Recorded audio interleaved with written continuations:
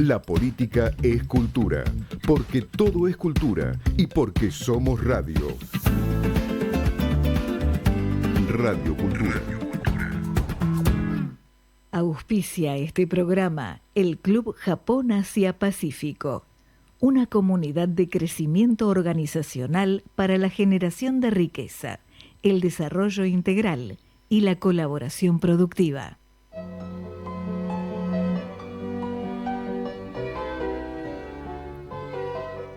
El camino es Kaizen, una actitud en la mente, una disposición del corazón y una disciplina del espíritu.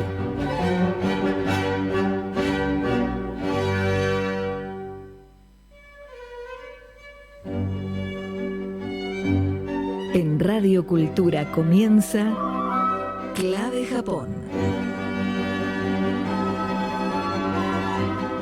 El primer programa dedicado al sistema de producción Toyota con la conducción de Pepe Kokubu.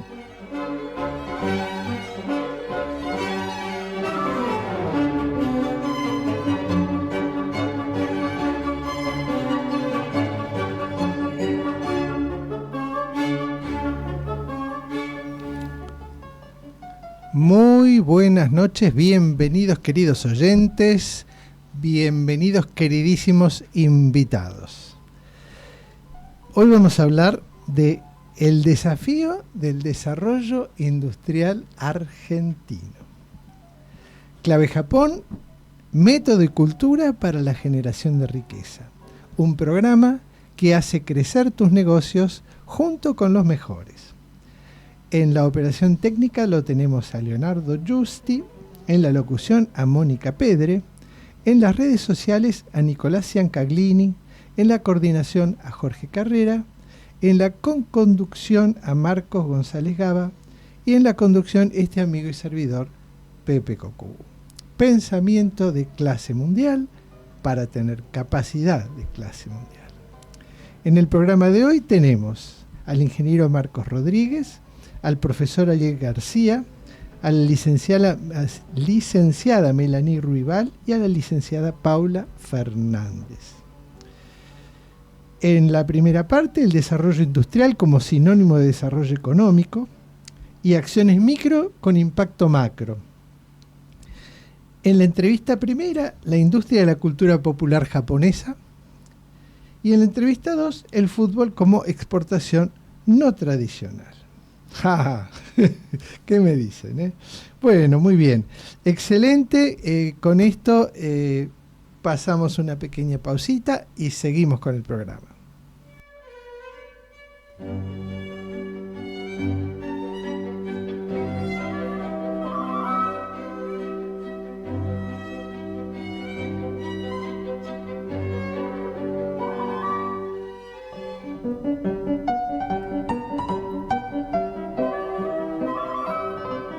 El Club Japón Asia Pacífico agranda tu pensamiento y potencia tu capacidad.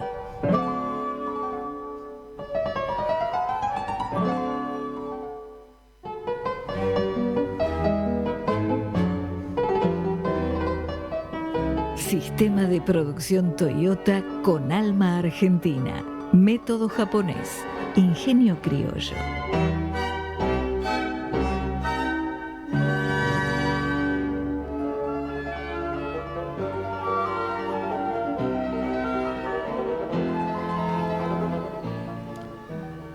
Bueno, nada más y nada menos que hablar de los desafíos del desarrollo industrial argentino.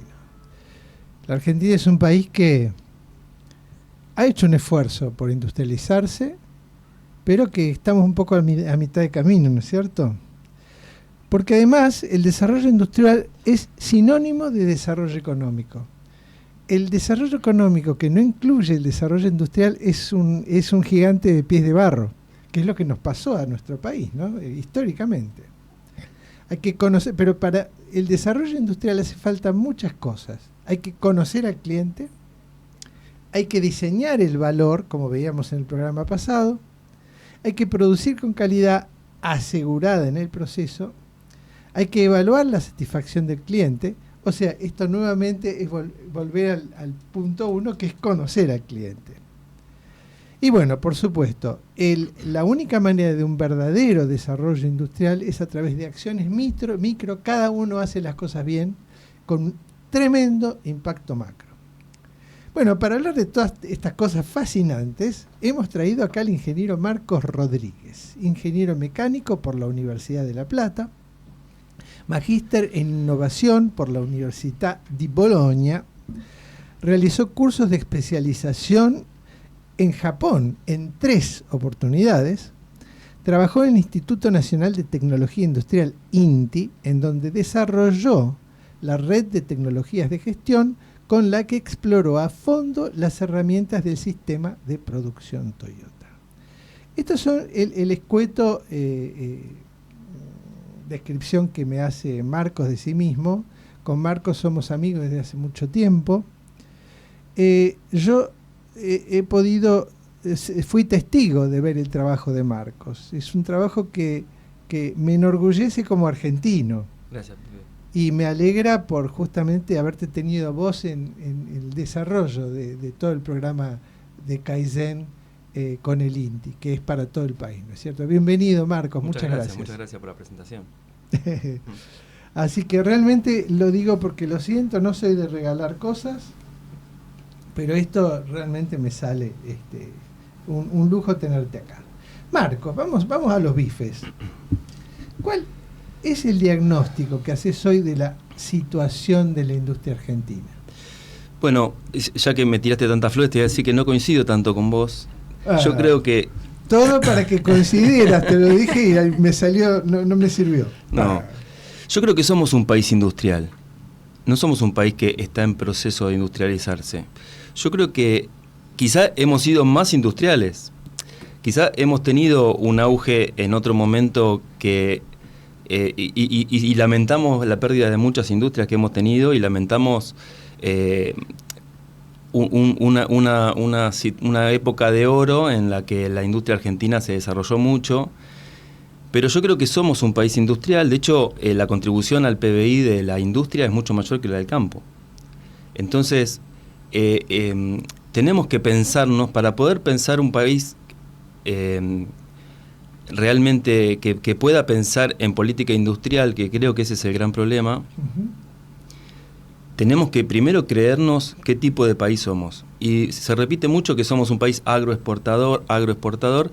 Sí, la contribución de Argentina al mundo de grano y de productos del agro es muy importante, es muy grande, pero para los argentinos es mucho más importante la industria que el campo. Absolutamente. O sea, el empleo de la industria es mucho mayor, o sea, la sociedad está basada está más apuntalada en la industria que en el campo. Es la verdadera generación de riqueza. Yo a eso me refería con el gigante de pies de barro, ¿no?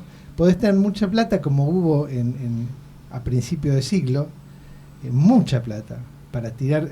En Francia decían, es más rico que un argentino. Y es un gigante con pies de barro si no tiene esa compañía industrial que, bueno, después discutimos si es más, si es menos, pero creo que se puede más. Sí, por supuesto que estamos a mitad de camino en lo que nos gustaría y lo que tenemos, si querés, porque nos gustaría que, por supuesto, creo que tenemos mucho por hacer y creo que hay muchos aspectos en los que podríamos seguir trabajando en el desarrollo, pero lo que a mí me gustaría es pensar que somos un país que ya es industrial. Y digo esto porque a mí me parece que para hacer un diagnóstico hay que dividir en 3 niveles, ¿no? Primero, ¿cuál es el diagnóstico en lo macro? Y en lo macro es esto: yo creo que somos un país industrial. Me parece que a veces las políticas no están a la altura de ser un país industrial. Entonces, bueno, tenemos por ejemplo, un problema es, somos un país que tiene mucha más industria que campo, y tenemos el INTI, por ejemplo, es 1/3 del INTA. Entonces, me parece que las políticas industriales tendrían que pensar también en cómo desarrollar los organismos de ciencia y tecnología para que acompañen ese desarrollo industrial. La diversificación de industria es mucho más grande que la diversificación de los productos agropecuarios. Sí, sin duda. Entonces, me parece que también necesita todo un aparato de gestión desde el Estado que acompañe ese desarrollo industrial. Ahora, para que yo quiero detener para dar un mensaje a nuestros oyentes, ¿no es cierto? No quiero que nadie crea que acá estamos en contra de la producción primaria. Al contrario, la producción primaria es importantísima. Y además, por otro lado, puede haber una tremenda complementación entre la producción primaria y la industria cuando hay una buena política de desarrollo. Tiene que haber una política de desarrollo. Eso es lo que me parece que no tenemos. Sí, por supuesto. Coincido con vos que la producción primaria es fundamental, es uno de los pilares fundamentales, y tampoco me gusta plantear campo e industria como si fuera River y Boca, o como estamos acostumbrados a plantearlo en las polaridades de la Argentina. Correcto. A mí me parece que eso no contribuye en nada, no suma nada. Y tampoco me parece que dentro de la misma industria también se da una polaridad entre grandes empresas y pequeñas empresas. Me parece que tampoco suman nada, creo que hay que trabajar juntos. Me parece que las polaridades no ayudan a resolver ninguno de estos problemas, al contrario, me parece que generan una tensión que termina anulando la fuerza en vez de generar un esfuerzo en la misma dirección, digamos. Totalmente de acuerdo. Por eso, yo lo que decía, y retomo esto de que me parece que para poder hacer un diagnóstico de la industria, primero, la política macro, me parece que tenemos que empezar a pensar un desarrollo industrial y que las políticas de desarrollo industrial acompañen a esto, pero también hay una política micro o un diagnóstico micro, y en el diagnóstico micro ahí me parece que también yo trabajé muchos años, como decías vos, en mejorar la productividad. Me parece que ese es el gran desafío que tiene hoy la industria argentina. Vamos a una pausa, por supuesto, porque sí lo es.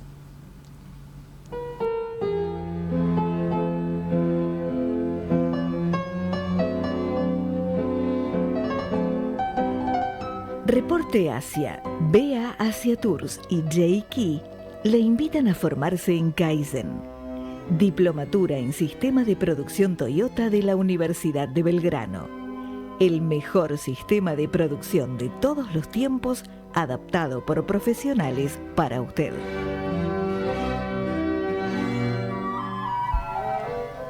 Bueno, perdón la interrupción, pero te quedó ahí una cosa por Sí, decía que el diagnóstico micro, o sea, el diagnóstico dentro de lo que sería a nivel atómico, a nivel de empresa individual, es la falta de productividad que tienen las empresas argentinas. Ahí, comparados pyme, con países desarrollados, nosotros tenemos 1/3 de la productividad que otros países, y ahí, si querés después lo retomamos, pero a mí me parece que es central, porque la productividad, y creo que vuelvo a lo de las políticas de gobierno, la productividad es un proceso desinflacionario, es antiinflacionario. O sea, si yo puedo disponer de más productos con las mismas capacidades, yo lo que tengo es más oferta, por lo tanto, esa oferta tiende a disminuir los precios. Sin ninguna duda. Y ese proceso nunca está tenido en cuenta. Estas políticas que desde lo micro pueden migrar a lo macro, de decir, de políticas micro, es decir, mejoramos la productividad de las pymes en Argentina, hace su contribución a la reducción de la inflación. Entonces, me parece que ese tipo de ida y vuelta entre la política y lo que se puede hacer en lo macro y en lo micro es muy importante, y es esencial que se tenga en cuenta como política de Estado, como trabajo en conjunto. Y ahora iba al tercer diagnóstico, que me parece que es fundamental, y creo que es en el que no se trabaja, que lo hablamos la vez anterior que estuve en el programa, y que son el nivel meso, digamos, el nivel intermedio, que son las cámaras industriales, las asociaciones gremiales, los parques industriales, y en general las relaciones entre empresas. Vos cuando tenés una mejora de la productividad, vos podés elegir como empresario o te apropiás de esa ganancia o la exteriorizás. Entonces, por ejemplo, si yo hago una reducción de costos, trabajo en mejora de productividad y hago una reducción de costos, yo puedo elegir o bajo los precios o compito con lo mismo pero tengo más ganancia. Entonces, ¿qué va a decidir el empresario? ¿Lo saco, lo exteriorizo, le bajo los precios si es una empresa B2B, le bajo los precios a mi proveedor para que mi proveedor traslade los precios y que el producto baje los precios, o generamos una rentabilidad mayor? Entonces, esas relaciones entre empresas me parece que tienen que ser virtuosas, y yo creo que en Argentina falta mucho por hacer. Falta mucho por generar esa construcción de relaciones que hagan que la productividad sea la productividad del último eslabón. O sea, uno puede tener la productividad como empresa intermedia, como empresa de un eslabón entre medio de la cadena, pero también uno puede trasladar ese beneficio. O sea, imaginemos una empresa que mejora la calidad de su producto. Si es la calidad de la materia prima termina llegando como mejor calidad de producto final, porque esa mejora se exterioriza y llega al consumidor. Mira, Marcos, el libro Kaizen de Daniel Herrero es una ilustración perfecta de lo que estás diciendo. Totalmente, sí. Pero aquí el gran problema es que muchas veces el empresario cree que uno lo está obligando a hacer un sacrificio. No, está simplemente mostrando el camino para ganar más, para ganar mejor y durante más tiempo. Pero bueno, esa parte no está muy clara. Sí, mira, como vos decías al principio, yo trabajé en mejora de productividad en muchísimas empresas y acompañé el proceso de mejora como coordinador de la red de tecnologías de gestión. Hacíamos un asesoramiento de unas 300 empresas por año, estuve 15 años. Imagínate que pasaron un montón de empresas. El desafío más importante que nosotros teníamos era que las mejoras que nosotros implementábamos se consolidaran en el tiempo. Así es. Y yo creo que el problema de la no consolidación es que no terminan alcanzando un mejor negocio, un mejor cliente, un mejor estándar final, digamos. Entonces, las mejoras quedan a mitad del camino porque no terminan exteriorizándose, terminan siendo propiedad de la empresa y eso termina desgastando porque no sirven esas mejoras para ser más competitivo en el mercado, digamos. Entonces, hay que trabajar en eso y para mí la clave de poder trabajar en esto es generar un espacio de diálogo entre los empresarios, entre la comunidad de los empresarios, entre los trabajadores los empresarios, entre las universidades los empresarios, entre el gobierno los empresarios, porque eso es de alguna manera lo que para mí como diagnóstico está faltando para poder alcanzar el desarrollo que necesitamos. Bueno, clarísimo tu mención, estos 3 ejes de diagnóstico me parecen brillantes. ¿Qué cosas hay que mejorar o cambiar para retomar el crecimiento productivo?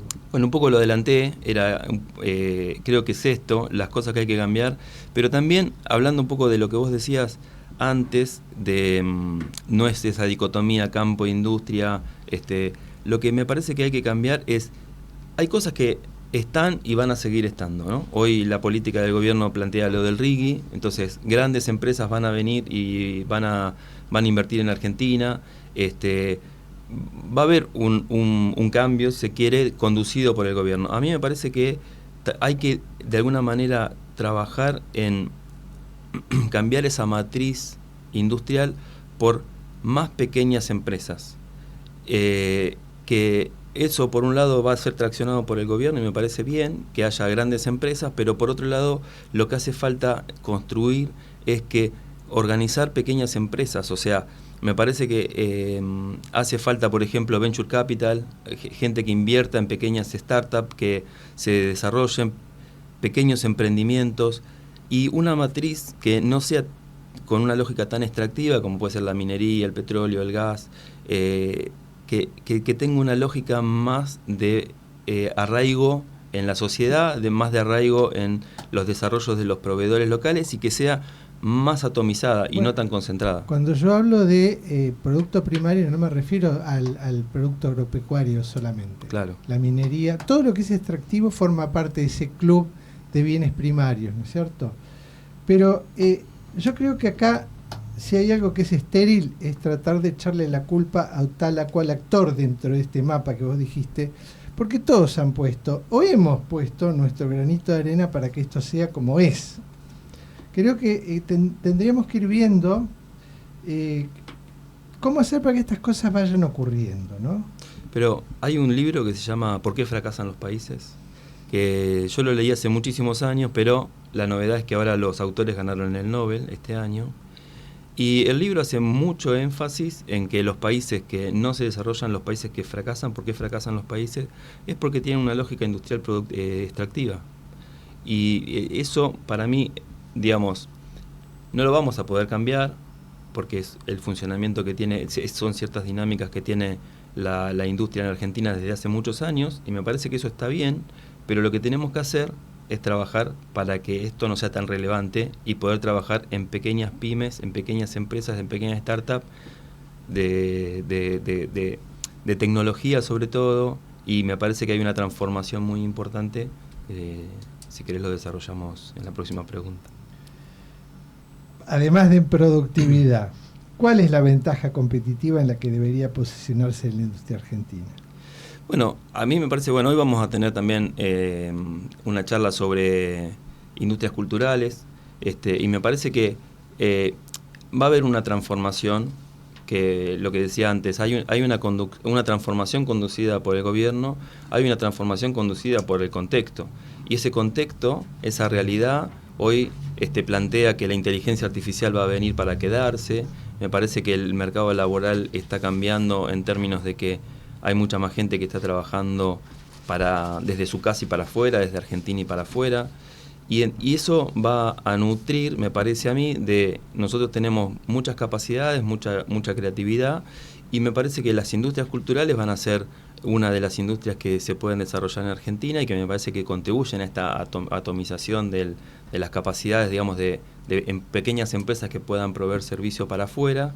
Y también la innovación.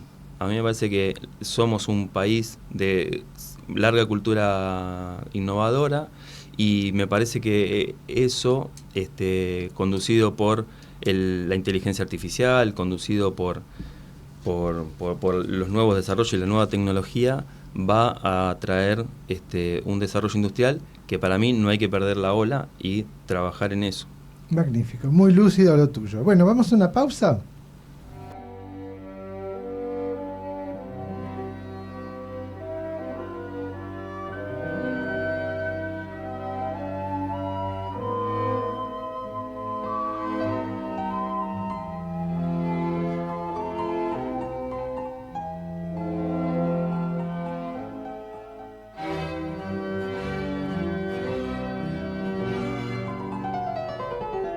Podés comunicarte con Clave Japón enviando un WhatsApp al 11 55 77 11 92.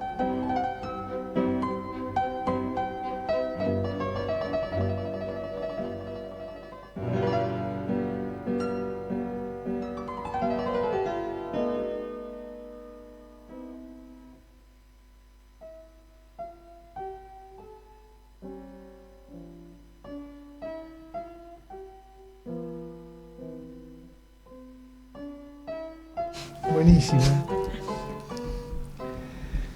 Bueno, pasamos, como bien dijo Marcos, a la industria de la cultura popular japonesa. Bueno, tenemos dos súper invitadas.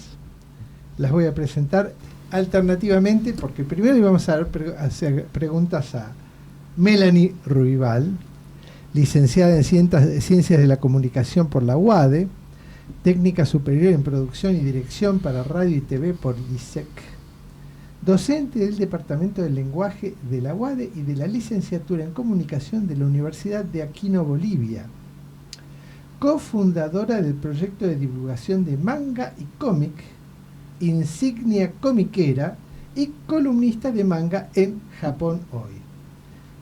Autora de artículos académicos sobre manga, anime y cine japonés, publicados en revistas científicas internacionales. Evaluadora especializada en manga, anime y narrativas asiáticas para diversas publicaciones de universidades latinoamericanas. Bienvenida, Melanie, ¿cómo estás? Muchas gracias por invitarme, Pepe, muy feliz de estar aquí. Bueno, la felicidad es nuestra. Decime, Melanie, ¿qué es el manga y qué es el anime? El manga es lo que conocemos como la historieta japonesa. Podemos discutir un poco si es un estilo que se puede trasladar a Occidente y ahí hablar si podemos encontrar una cuestión de industria desde nuestro propio país ahí, pero para definirlo de una manera más simple para los que tal vez no conocen este concepto, es la historieta, que de hecho significa eso, la palabra que proviene de Japón, por más que en Japón se conoce como manga cualquier clase de historieta. Superman se lo puede conocer como manga, por más que acá jamás lo llamaríamos de esa manera o lo asociaríamos más al cómic americano. Pero analizando la palabra de una manera sencilla para que el concepto se comprenda, es eso, es la historieta que proviene de Japón, que se popularizó allí a finales de la Segunda Guerra Mundial, que se volvió más mainstream para Occidente ya llegado a los años 90. Es eso que tal vez conocimos primero por dibujitos animados, como le solían decir, que eso suele ser lo que llamamos anime, que es la versión animada de estas historietas, que en realidad no deja de ser otra cosa más que merchandising para vender la historieta. A veces se cree que son dos grandes fenómenos que tienen relación pero no son interdependientes, pero el anime como tal es dependiente del manga porque es un fenómeno que se crea para vender el manga, que es a lo que quiere llegar Japón, tanto a difundirlo de manera doméstica como al exterior, más que nada a partir de los 70, en algunos lugares, 90, si pensamos desde acá. Marcos González Gaba, ¿cómo estás? ¿Qué tal, Pepe? ¿Cómo están todos? Un gusto saludarlos. Bien, ¿tenés alguna preguntita para Melanie? Sí, bueno, Melanie, primero un gusto, gracias por estos momentos para charlar. Te quería preguntar, bueno, para vos, ¿qué representa el manga para la población de América Latina, que es una puerta de entrada a Japón, a la cultura? ¿Por qué los valores de América Latina se reflejan un poco con lo que se puede encontrar en el manga? En términos generales te pregunto. Gracias. A ver, ¿cómo lo podemos relacionar esto?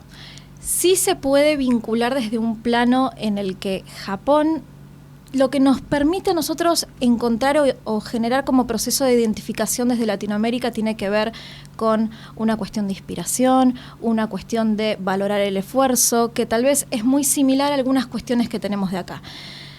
Un elemento principal del manga, que nosotros tal vez conocimos más vinculado al anime, es traer personajes con los que se puede empatizar, que están expuestos a situaciones extraordinarias que se pueden convertir en metáforas incluso desde lo que se vive día a día, pero que son experimentadas por personajes comunes y corrientes. No nos enfrentamos a una situación de una narrativa fantástica desde el plano de un personaje fantástico inalcanzable. Al traer una situación de empatía, cualquier pueblo se puede vincular con eso. Por supuesto que el manga va a estar relacionado a la vivencia japonesa, eso es lo primero, pero esa vivencia japonesa puede interpelar a cuestiones más globales.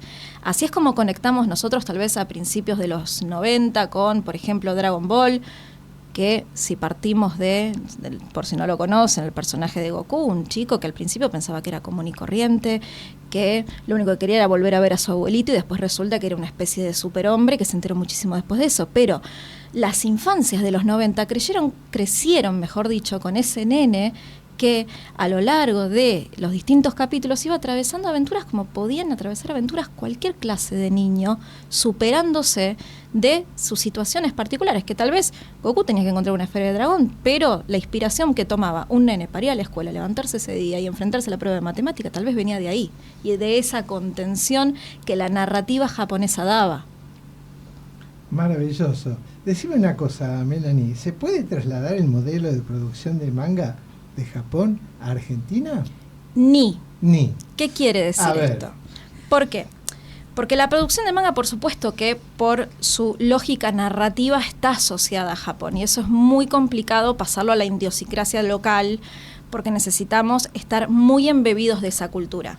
Tal vez alguien que se crió, aprendió el idioma, tuvo una obachan, es muy necesaria la obachan para poder hacer esto. Es como cocinar japonesa. Si no tenés una obachan no te va a salir igual.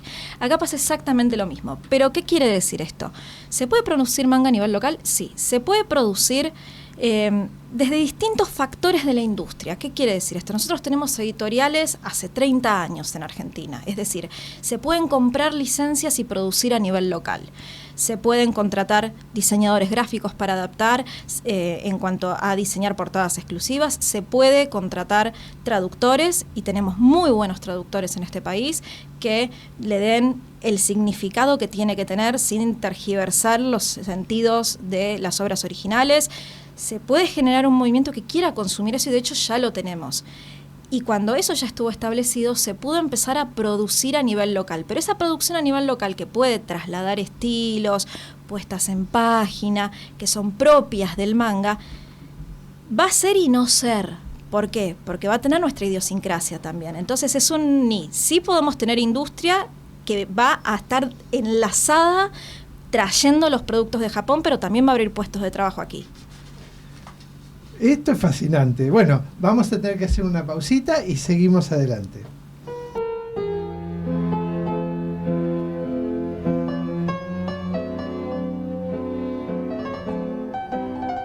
Reporte Asia, BA Asia Tours y J-Key le invitan a formarse en Kaizen, Diplomatura en Sistema de Producción Toyota de la Universidad de Belgrano. El mejor sistema de producción de todos los tiempos, adaptado por profesionales para usted.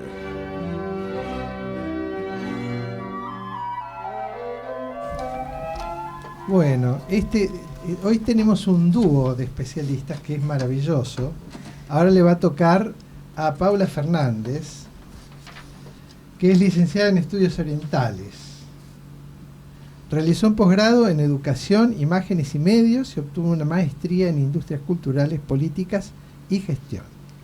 Es profesora de la materia Fenómeno Global de la Cultura Japonesa Contemporánea en el Instituto Superior de Estudios Japoneses del Nichiya Gakuin. Es redactora independiente para el sitio web de noticias Reporte Asia. Ha dictado cursos sobre historia, cultura y protocolo asiático para varias empresas e instituciones. Fue invitada a participar del programa Juntos del Ministerio de Relaciones Exteriores de Japón. Es directora de BA Asia Tours, su propia empresa de turismo, donde lleva a cabo recorridos turísticos con temática asiática en Buenos Aires. Paula, bienvenida. Muchas gracias. Muchísimas gracias por la invitación y por estar acá. Es un placer. Nuevamente, ¿no? Uh-huh. ¿Cómo nace el concepto de industria cultural? Bueno, acá Melanie ya nos hizo una introducción, pero yo siempre les hago este pequeño juego a mis alumnos cuando empezamos las clases todos los años. Y es, ¿qué es lo primero que se les viene a la cabeza cuando piensan en industria? Entonces, claro, incluso ellos cursando varias materias que tienen que ver con cultura en Japón, lo primero que me dicen es, y autos. Bueno, todas cuestiones que remiten a la industria pesada, ¿no? Que es lo que a veces generalmente es eso, es lo primero que se nos viene a la cabeza. Entonces, de ahí empezamos este debate. La industria cultural, o sea, la cultura puede convertirse en industria, sí debe convertirse en industria, y hay mucho debate hoy en día alrededor de eso. Esto nace más o menos en los años 40, cuando dos estudiosos justamente de la cultura empiezan a notar ciertos cambios que a ellos no les gustaban. De hecho, la particularidad es que el concepto de industria cultural nace de algo que se puede considerar negativo, porque era, por ejemplo, uno de ellos muy fanático del jazz en su momento, muy fanático de la industria de la música clásica. Entonces va viendo de que hay un cambio a medida que el jazz se va volviendo popular, y ese cambio no le gusta porque dice, esta música está industrializada, esta música deja de ser como algo natural y empieza a tener ciertas características que hace que se vuelva algo que la gente no puede distinguir y que va al control de las masas. Tenía esa noción de... ¿De quién estás hablando? De Adorno y Horkheimer. Exactamente. Adorno. Sí, no quería dar tanto nombre para no confundir, pero Adorno y Horkheimer, sí, que bueno, son quienes construyen este concepto de industria cultural en base a lo que ellos veían, y que en realidad, como te digo, nacía de esta cuestión de horrorizados por lo que veían en este cambio dentro del mundo de la cultura. Pero bueno, a partir de ese concepto negativo, décadas después se sigue estudiando y va cambiando ese concepto, y varios otros estudiosos del área empiezan a ver de que es un aporte interesante que puede tener cada país por fuera de la idea de industria tradicional. Entonces, ¿cómo puede colaborar la industria cultural a cada uno de esos países? Un poco ya lo explicó Melanie, ¿no? Todos estos componentes, todas estas personas que trabajan en el marco de una industria, y que no necesariamente significa que la cultura tome un mal camino. Podemos empezar a pensarla como ese aporte a cada uno de estos espacios. Y Japón, de hecho, lo ha logrado en, por ejemplo, la animación, la música o el cine, ¿no? Que es mucho de lo que nos llega a nosotros acá.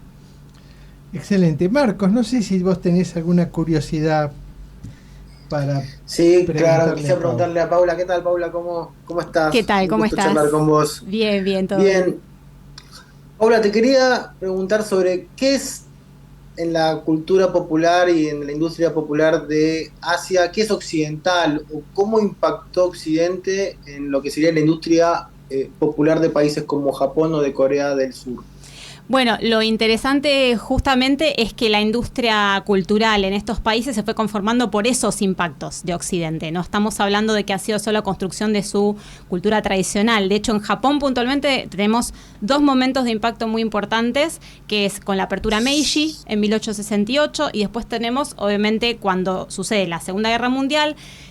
Japón firma la rendición y a partir de ahí el contacto con Occidente también es el ingreso de un montón de capital, ¿no? de Occidente que ayuda a transformar localmente todo lo que se venía construyendo de antemano. Entonces, en esos dos momentos de impacto, justamente lo que hace Japón es abrirse y empezar a aprender o entender qué es lo que estaba haciendo Occidente con su propia cultura también, no solamente tomar tecnología para la industria pesada.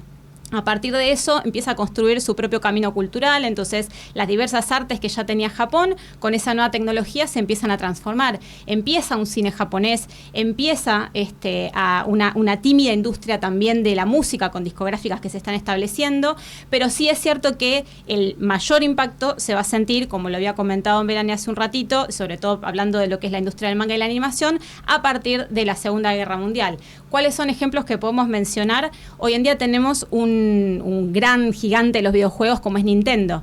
Bueno, uno de los personajes más importantes, las personas más importantes que cambió lo que venía haciendo Nintendo, que originalmente era una empresa de cartas, de juegos de cartas, ingresó Shigeru Miyamoto en un momento y esta persona tenía una influencia de Popeye, ¿no? Que es un dibujo que representa un montón de conceptos o valores que estaban asociados a Occidente en su momento. Él había crecido con ese y otras tantas influencias occidentales y a partir de esa influencia hace el primer videojuego que cambia completamente lo que iba a ser Nintendo a partir de ese momento. Los primeros juegos, lo que vendría a ser vamos a llamarlo proto Super Mario, ¿no? O sea, Shigeru Miyamoto es el padre del universo de Mario. Uh-huh. Lo toma de los personajes que a él le gustaban de Popeye en su momento. Y no solamente él, en el caso de Osamu Tezuka, que es considerado el dios del manga, es decir, la persona que sentó las bases de lo que es la construcción de la historieta del manga japonés, él era fanático de la cinematografía occidental. Entonces, al hacer sus viñetas, rompe todo lo que venía más o menos usándose hasta entonces en lo que era la historieta japonesa, quiebra los cuadros, cuenta en diferentes cuadros situaciones a nivel cinematográfico. Y eso es lo que hace al manga también al día de hoy. Entonces ahí tenemos esa influencia occidental, ellos mismos aprendieron de Occidente para poder conformar de a poquito esas industrias. Es un deleite escucharlas, chicas. Bueno, ¿por qué la industria cultural es poder blando, soft power? ¿Qué es eso? Bueno, esa es una parte que a mí también me resulta súper interesante porque seguramente muchos recuerden, hablando de Japón, que a fines de los 80 estalla la burbuja económica, ¿no? Japón venía en un camino después de la Segunda Guerra Mundial de crecimiento, parecía que nunca iba a terminar y de pronto estalla esa burbuja. Y se empiezan a dar cuenta de a poquito de que había un consumo cultural. De hecho, no se da cuenta un japonés, se da cuenta un periodista que estaba apostado en Japón a fines de los años 90, principios de los 2000, y empieza a mirar de que había una movida cultural que él identificaba que tenía un espíritu japonés, pero no era totalmente japonesa, también identificaba cuestiones occidentales. Entonces escribe un artículo al respecto y termina dando pie a la construcción de un concepto que hoy conocemos como Cool Japan, es decir, uh-huh, las industrias culturales japonesas, que puede ser música, que hoy identificamos como japonesa por algunas cuestiones, pero que tiene toda una idea también occidental. Dentro de la animación, la música, los videojuegos y todo, esta idea, como también habla el Kaizen, de lo híbrido, ¿no? Las dos cosas, Japón y Occidente, en estos productos culturales, y que hoy en día el gobierno promociona como forma de reivindicarse y tener una nueva imagen que le dé este poder blando al haber perdido con el paso de los años el poder militar o económico a través de esa recesión a la que se venía enfrentando. Qué bueno, clarísimo. Bueno, gracias Paula, gracias Melanie, y vamos a una pequeña pausa.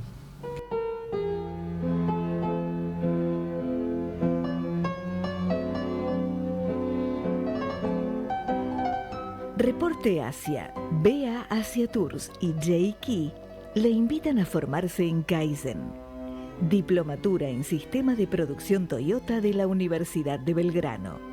El mejor sistema de producción de todos los tiempos, adaptado por profesionales para usted.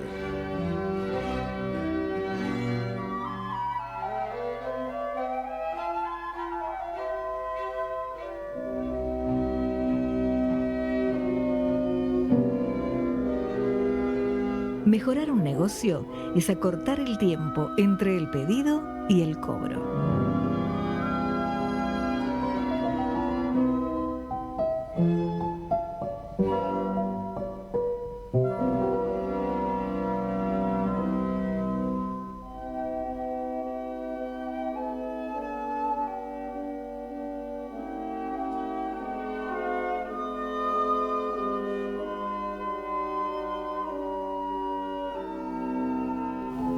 Para mí va a haber una Bueno, muy reconfiguración.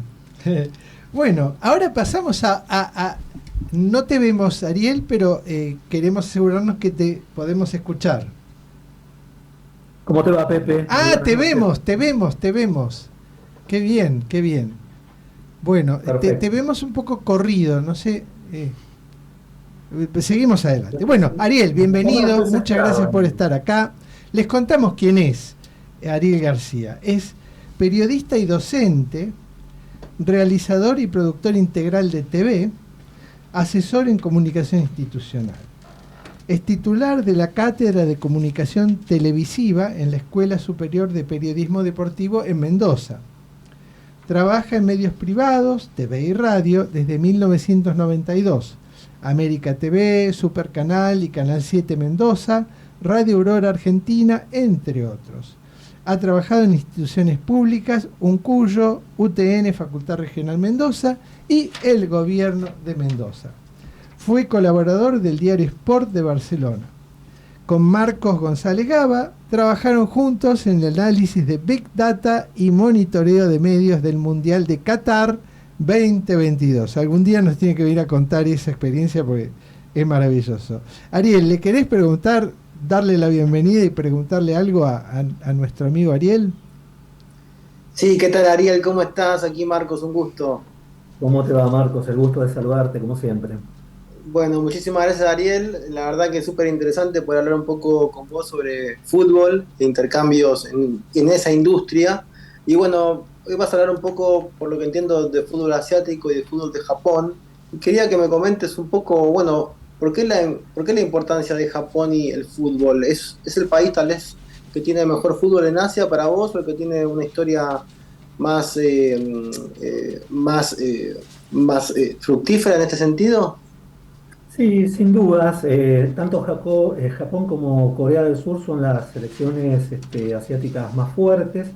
En el caso de Japón creo que hubo un trabajo muy interesante de parte de los dirigentes de la federación, acompañados por empresas, ¿sí?, japonesas que apostaron muy fuerte en su momento, estamos hablando así por fines de los años 70, principios de los años 80, para que el fútbol fuera un deporte popular, que los japoneses se acercaran a ver primero grandes eventos deportivos que se realizaron en Japón, y eso generara el círculo virtuoso de que cada vez más chicos quisieran jugar al fútbol y obviamente el fútbol japonés se fuera fortaleciendo, fuera creciendo y al mismo tiempo fuera una importante actividad económica. Como para tener una idea de dos hitos que hubo importantísimos en la historia del fútbol japonés, uno de esos fue la realización del Mundial Juvenil de Japón en el año 79. Seguramente lo debemos recordar muchos de nosotros porque fue aquel torneo en el cual Argentina se consagró campeón mundial de la mano de Diego Maradona, que fue elegido el mejor jugador del torneo, y con Ramón Díaz, goleador de ese mismo campeonato con 8 goles. De Ramón Díaz vamos a hablar en un ratito también porque tuvo mucho que ver con el crecimiento del fútbol de Japón en esos primeros años, pero ese Mundial Juvenil, para que te des una idea, solamente 4 fueron las sedes en las cuales se desarrolló, y el promedio de espectadores que iba a presenciar los juegos, que fueron en total 32 partidos, fue tan solo 14.203, ¿sí? Esto en el año 79. En el año 80 se da otro hito muy importante, que fue cuando la empresa automotriz Toyota empieza a auspiciar la Copa Intercontinental. Para que tengamos una idea, hasta ese momento la Copa Intercontinental enfrentaba al campeón de la Copa Libertadores, el mejor equipo de Sudamérica, con el campeón de la Copa de Liga de Campeones de Europa, lo que hoy en día es la Champions League. Esos partidos se hacían a ida y vuelta, uno en el continente americano, uno en Europa, cuando se ponían de acuerdo los clubes, pero a partir del año 80 Japón pasa a ser la sede, la única sede del partido único en el cual se definía el campeón mundial en esa instancia, ¿sí? O sea que entendamos la importancia entonces que tuvo para Japón el fútbol, pero al mismo tiempo Japón para el desarrollo del fútbol también a nivel FIFA, porque fue importante en esto de unir dos continentes que estaban separados, no solamente por la distancia, sino también muchas veces no se ponían de acuerdo en relación a cómo organizar esos partidos de ida y vuelta, ¿sí? Tengamos en cuenta también que en esa primera etapa, estamos hablando de los años 80, del 80 al 89, se consagraron 7 equipos sudamericanos en tierra japonesa, incluidos, por ejemplo, Independiente en el año 84, Argentinos Juniors en el año 85 y River en el año 86, cuando además Argentina se consagra a nivel mundial, ¿sí? O sea que fue importante, insisto, esta relación de Japón para la Argentina y los equipos argentinos para Japón, ¿sí? Esto en una primera etapa. Luego en los 90 se invierte esta relación, esta ecuación, son solamente 3 los equipos sudamericanos que se consagran, 2 veces el San Pablo, 1 vez Vélez, y 7 las consagraciones de equipos europeos. Y ya de los últimos 10 años, el torneo se jugó hasta el año 2004, la Copa Toyota y la Intercontinental en Japón, solamente Boca en 2 oportunidades, en el 2000 cuando le gana al Real Madrid y en el 2003 cuando le gana al Milan por penales, se consagra campeón de un equipo sudamericano, ¿sí? Así que tengamos entonces la dimensión de esta relación que se dio entre los inicios del fútbol en Japón y la presencia de los equipos argentinos como campeones del mundo. Algo importante para mencionar también que en el año 2007 la FIFA ratificó a través de su consejo, lo que era el ex comité ejecutivo, ese partido único en Japón tenía la validez de un campeonato del mundo, ¿sí? O sea, el equipo que se consagró en Japón es considerado hoy por FIFA campeón del mundo. Gracias, Ariel, gracias. Vamos a ir a una pausa y seguimos adelante.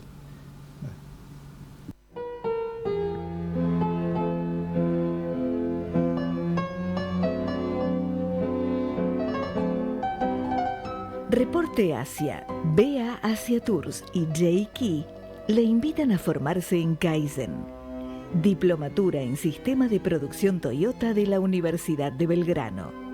El mejor sistema de producción de todos los tiempos, adaptado por profesionales para usted.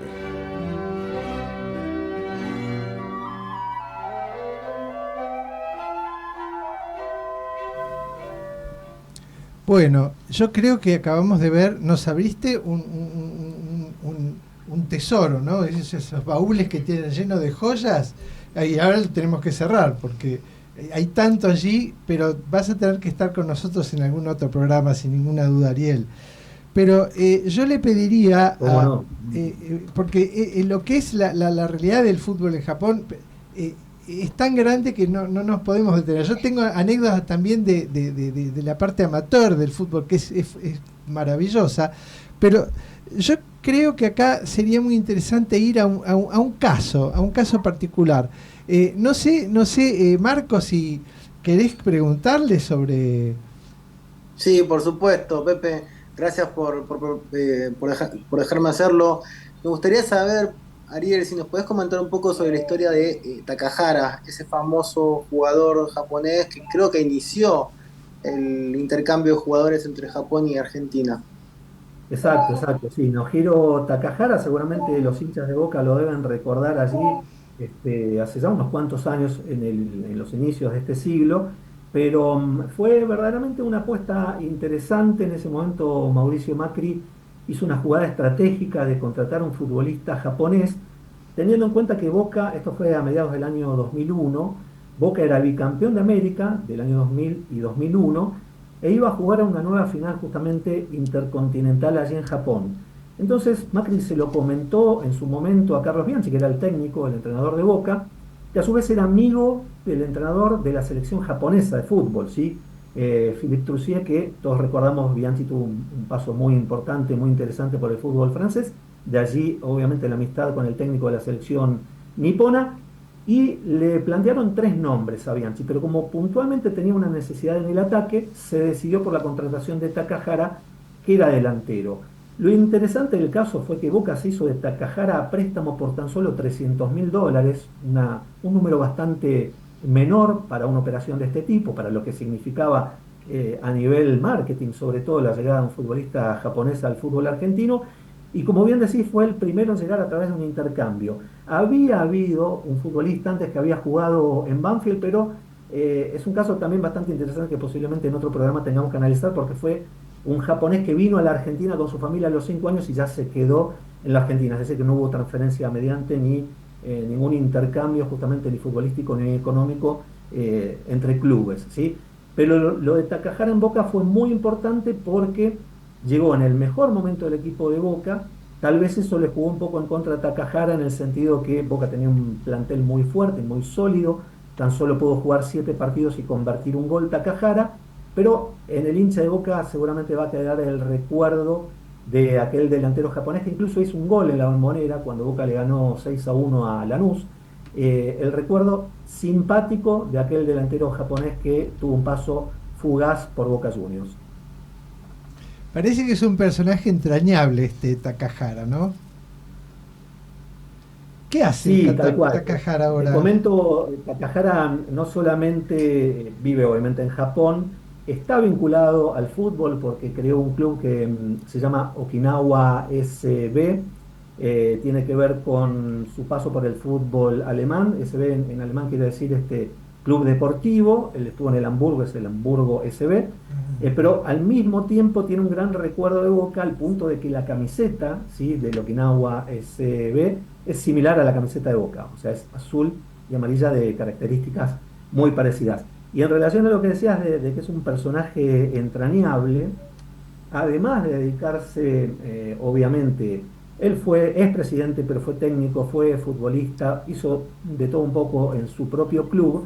Él se dedica también a la cosecha de mango y de café allí en Okinawa, y le da empleo a muchos de sus futbolistas en estas tareas, ¿sí? O sea que imagínate lo entrañable, lo querido que es obviamente en su club, por este intercambio también económico que da más allá del fútbol, de que puede emplear a muchos de sus compañeros o ex compañeros o dirigidos en justamente sus emprendimientos ya vinculados a la agricultura, que es una de las actividades principales allí en las islas de Okinawa, ¿no? Marcos, ¿querés preguntarle otra cosita para ir cerrando? Bueno, quería preguntarle por las jugadoras de Japón que están en River y en Boca ahora en los equipos femeninos. Sí, eso tiene que ver, no solamente hay futbolistas femeninas en la Argentina, sino que Argentinos Juniors también ha contratado a un futbolista, un delantero, en su momento tenía 18, ahora tiene 19, Ryoga Kida. Creo que tiene que ver con este crecimiento exponencial que está teniendo el fútbol japonés a nivel global, ¿sí? Hace un ratito mencionábamos el tema de la liga japonesa, como para tener una dimensión del crecimiento del fútbol en Japón. Cuando comenzó a ser la J1, la J1 League, en el año 93 empezó con 10 clubes. Hoy son 20 clubes.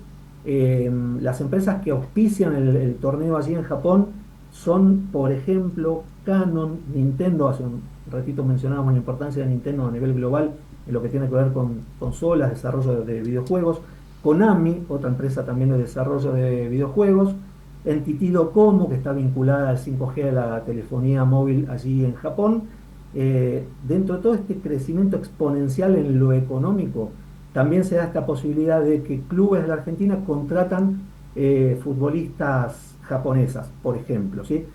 La futbolista que está en River llegó primero a Excursionistas, le fue muy bien en Excursionistas, y River, que como pasó con Boca a principios del siglo XXI, tenía una mirada puesta también en lo económico, la contrató, es una estrella de la selección de fútbol de Japón y al mismo tiempo comienza a ser también ahora una estrella de River Plate también. Así que un caso o dos casos súper interesantes también para analizar, sumado al que, como les comentaba, pasa en Argentinos Juniors con Ryoga Kida, que es un chico que por el momento ha jugado la Copa o el torneo de reserva, ¿sí?, lo que es el torneo proyección, que hoy en día la Liga de Fútbol Profesional también lo televisa a través de streaming, pero tengamos en cuenta entonces lo que bien mencionaba Marcos, ¿no? Lo que están significando algunas futbolistas y futbolistas de Japón contratados o contratadas por equipos de la Argentina. Bueno, muchas gracias, Ariel, te agradecemos un montón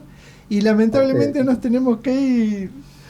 Clave Japón, método de cultura para la generación de riqueza. Nos vemos el lunes próximo para que hagas crecer tus negocios junto con los mejores. Gracias.